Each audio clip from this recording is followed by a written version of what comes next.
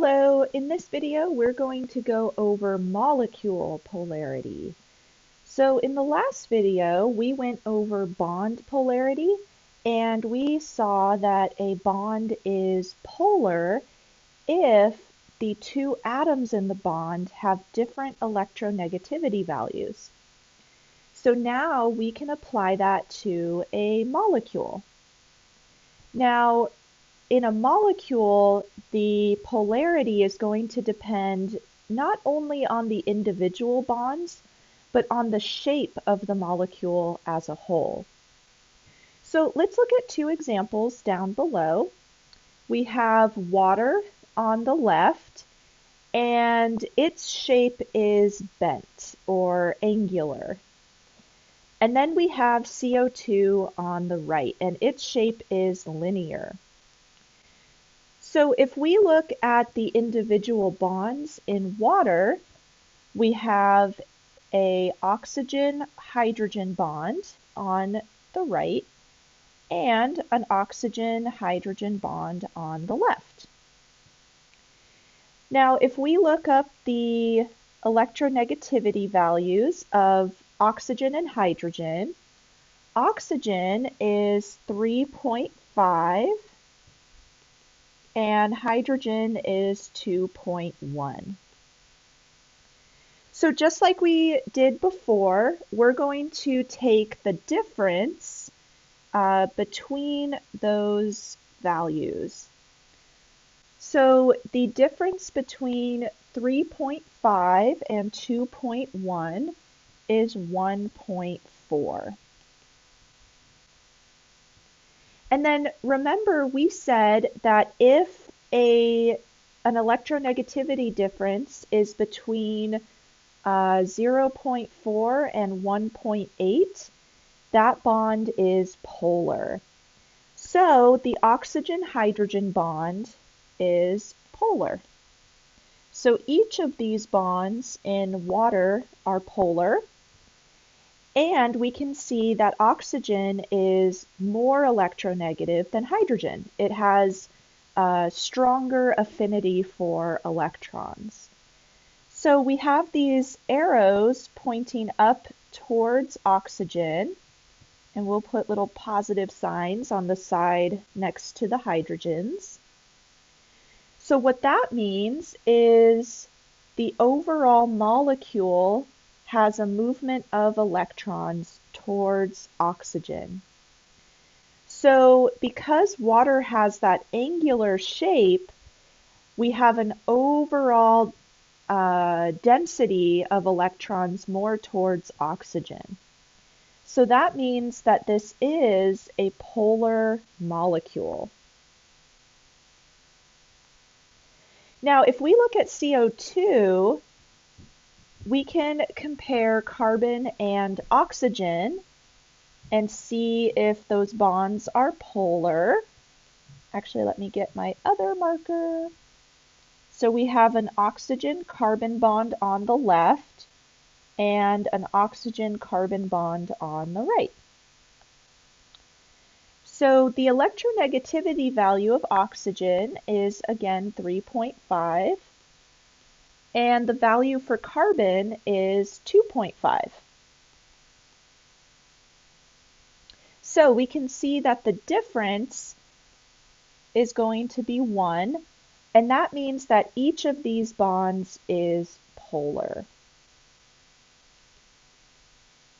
So looking at the individual bonds, we can see they're polar, but if we look at the molecular shape or molecular geometry, everything is linear, so everything's in a line, and oxygen is more electronegative than carbon. So our arrows are going to point to the left and to the right. So the electrons are going to hang out more on the left and the right of this molecule, but that separation is still symmetrical. So since this is a symmetrical molecule, this actually won't be a polar molecule. So notice down below, it says this is not a polar molecule. So essentially those arrows, those polarity arrows, are canceling each other out. It's kind of like a game of tug of war. So if one team is pulling in one direction, the other team is pulling in the opposite direction, and there's equal force on both sides, no one wins, right? So same thing here. We have an equal distribution of electrons on both sides. So this is not a polar molecule, even though the individual bonds are polar. So let's just make a note. Water is polar due to its shape and its polar bonds. And then CO2 is actually non-polar due to its shape. And we can write this is regardless of polar bonds. So what this means is that we need to better understand molecular geometry and be able to predict a molecule's geometry in order to determine if it's polar or non-polar. So let's look at some basic shapes for molecules. So the shape of a molecule is determined by the fact that covalent bonds, which again are composed of negatively charged electrons, tend to repel one another. So this concept is called the valence shell electron pair repulsion theory, which is super long, so we just use this acronym VSEPR. So we typically refer to this as VSEPR theory. So all this means is that the atoms surrounding our central atom on each molecule, they have electrons. And electrons are all negatively charged, and like repels like in terms of charges, right? So negative charges want to get as far apart from each other as possible. And that will make the molecule more stable. So if we look at our first molecule on the left, in the middle is beryllium, Be, and it's bonded to 2 chlorine atoms. And the most stable shape for this molecule is a linear shape where the chlorine atoms are 180 degrees apart, because we want their electrons to be as far apart from each other as possible. And then in the middle, we have boron bonded to 3 fluorines. And those fluorine atoms want to be as far apart from each other as possible. So they're going to adopt a shape where they are 120 degrees apart.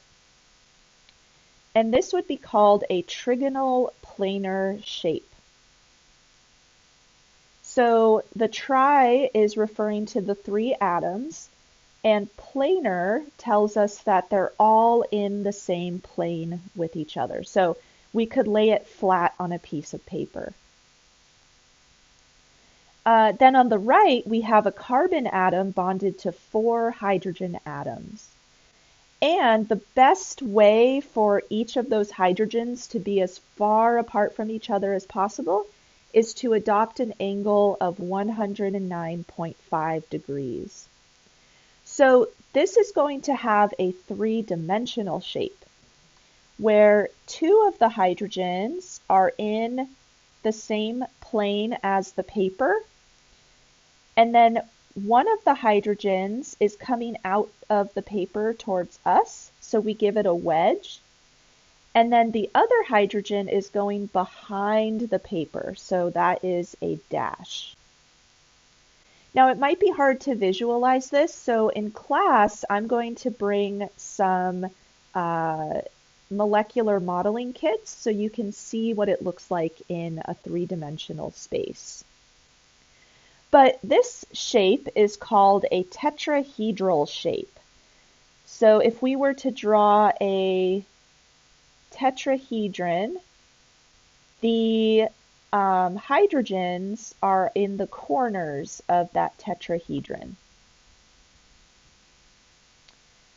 All right. Now let's look at a molecule where instead of all atoms surrounding the central atom, we actually have a non-bonding pair of electrons, or a lone pair of electrons on the central atom. This is going to change the shape slightly. So for example, here we have NH3, and we've drawn the Lewis structure for NH3 previously. So we said nitrogen has 5 valence electrons, and then the 3 hydrogens each have 1 valence electron. So we can pair those up with nitrogen's unpaired electrons. Now, when we draw the actual shape of the molecule, nitrogen technically has 4 things around it. It has 3 hydrogens, so 3 bonded atoms, and 1 lone pair of electrons. So this is going to adopt a shape that looks like a tetrahedral shape, or tetrahedral molecule, because it has 4 things around it. However, if we ignore that electron pair because it's not actually an atom, we're going to see a shape more like the one on the right.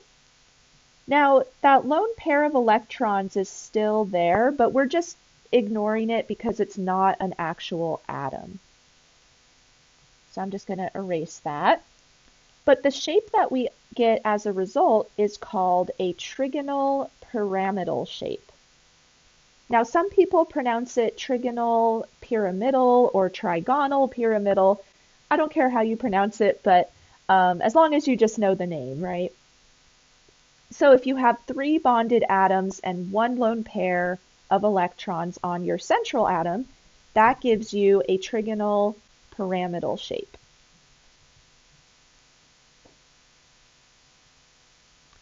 Now, what about water? So earlier we saw that water has a bent shape. So let's talk about why that is. Now, if we draw the Lewis structure for water, oxygen has 6 lone pairs of electrons, has 6 valence electrons, excuse me. So it has 2 lone pairs of electrons and then 2 unpaired electrons. So the 2 hydrogens can pair their 1 valence electron with oxygen's unpaired electrons. Now notice that I put the lone pairs of electrons next to each other instead of opposite each other. So if you do have 2 or more lone pairs of electrons, they like to be near each other because they actually take up more space than an atom would. So they want to be near each other if possible. Now, initially, because we have 2 bonded atoms and 2 lone pairs of electrons around oxygen, that means we have a total of 4 things around oxygen. So we could say that it looks like a tetrahedral molecule.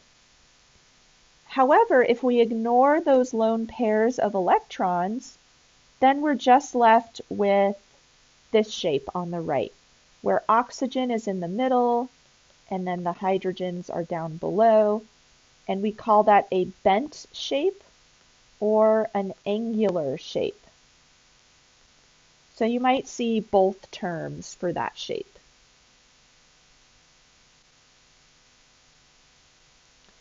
All right, so let's see how we can draw the shapes for these molecules, or rather predict the shapes for these molecules.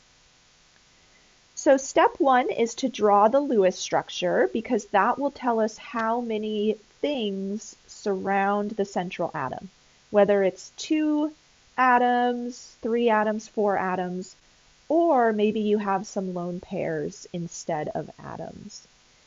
And then step two, we're going to count the number of bonds and lone pairs around the central atom. Now, one note, let's say that you draw your Lewis structure and you notice you have a double or triple bond.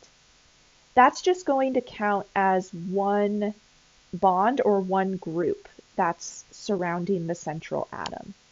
And we'll see some examples if that doesn't quite make sense just yet. And then step three, we're going to use the table on the next slide to determine what the molecular geometry of our molecule is. So let's go to that table. All right, so notice that in the top row, we have 4 columns.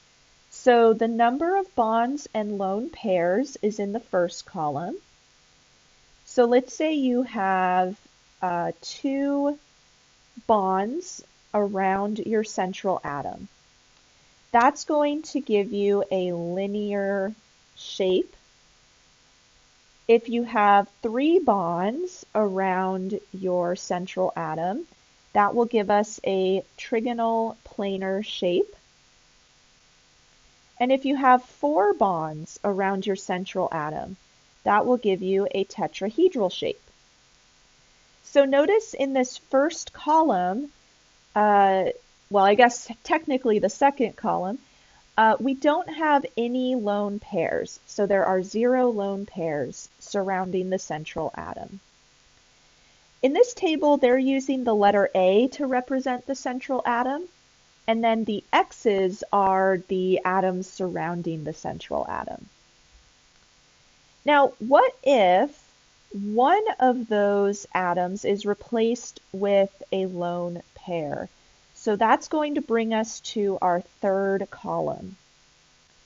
So even though you still have 3 things surrounding your central atom, if one of them is this lone pair, then that's going to give you a bent or angular shape, similar to water before,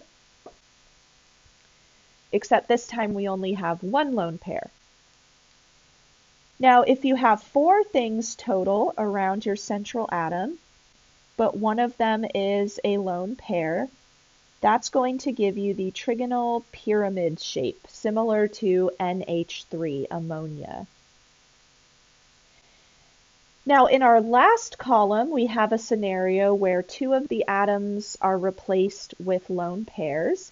So this would be similar to the water molecule. So even though we have 4 total things around our central atom, 2 of those things are lone pairs. So that also gives us a bent or angular shape. So let's practice. Let's do a few problems together and see if we can predict the shape of our molecules.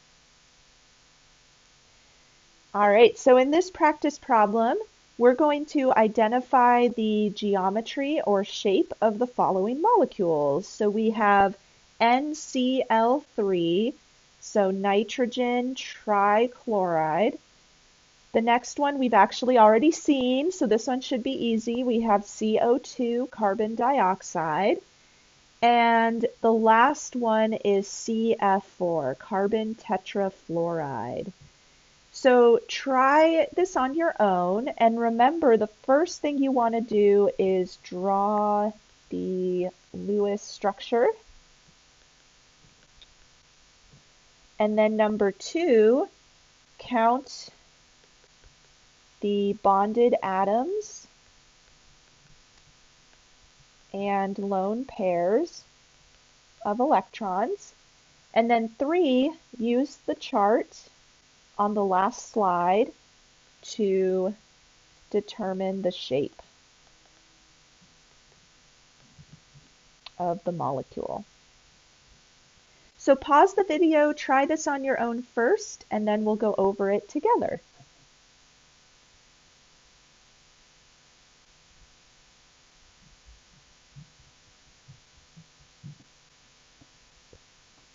Okay, let's start with NCl3. So earlier we mentioned that nitrogen has 5 valence electrons. And then how many valence electrons does each chlorine have? 7. So we could draw one of those electrons pairing up with the unpaired electron on nitrogen. And then we'll just put the rest in lone pairs around chlorine. And we'll do the same for the other chlorine atoms.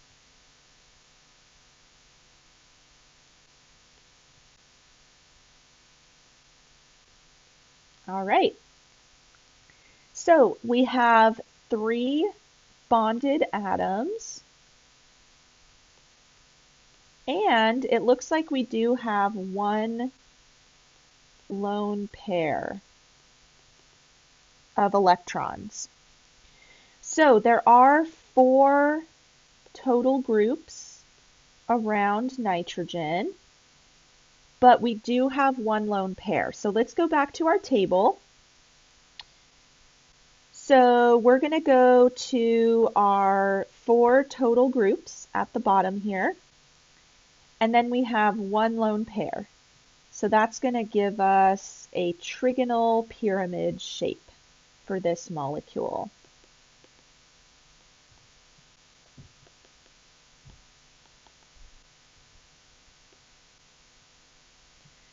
All right.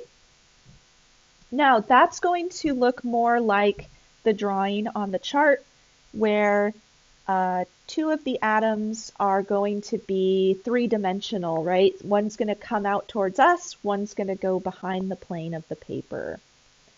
And then the lone pair is in the plane of the paper, and then the last atom is also in the plane of the paper. All right, let's look at CO2. So carbon will be in the middle, and carbon has 4 valence electrons.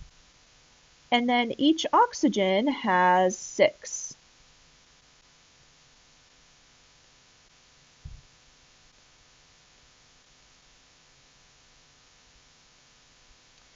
Now, we can see right away carbon is not happy. It does not have 8 valence electrons around it.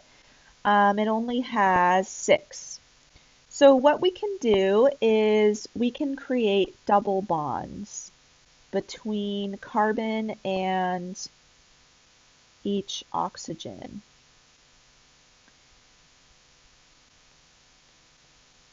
So in the drawing I have here, what I basically did was I moved carbon's unpaired electrons over, one to the left, one to the right, and I paired it up with the oxygen unpaired electrons. So that would give us a total of 4 electrons in between each carbon and oxygen. And then that would give us a double bond between carbon and each oxygen. So now let's total up what is surrounding carbon. So carbon has 2 bonded atoms and 0 lone pairs. All right, so let's go back to our chart. So we have 2 bonds and 0 lone pairs.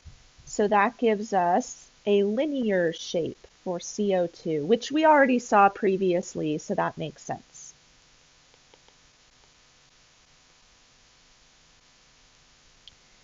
All right, now let's go on to CF4. So carbon will be in the middle. It's the atom that can make the most bonds, and it's by itself. And again, carbon has 4 valence electrons. And then each fluorine has 7 valence electrons. So I'll pair one of its electrons with carbon's non-bonded electrons or unpaired electrons. And we'll start to see a pattern here where each fluorine has 3 lone pairs of electrons, and its last electron is bonding with carbon. So if we look at the central atom again, carbon has 4 bonded atoms and 0 lone pairs. So let's go back to our chart. So again, we're going to go to 4 bonds, and again we have 0 lone pairs. So that's going to give us a tetrahedral shape for CF4.